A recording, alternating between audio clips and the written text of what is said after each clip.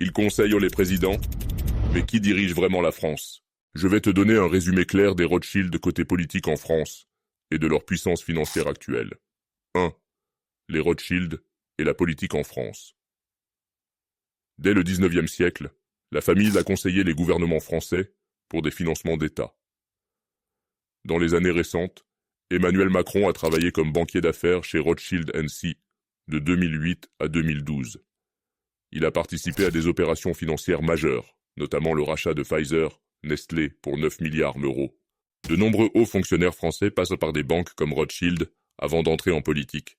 On parle parfois de pantouflage. Cela alimente l'image d'un sas d'élite entre la finance et l'État. La banque n'est pas officiellement politique, mais elle forme et emploie des profils qui deviennent ensuite très influents.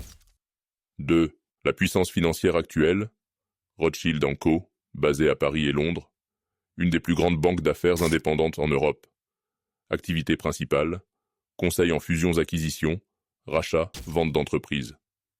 Banque privée et gestion de patrimoine, pour milliardaires et grandes fortunes.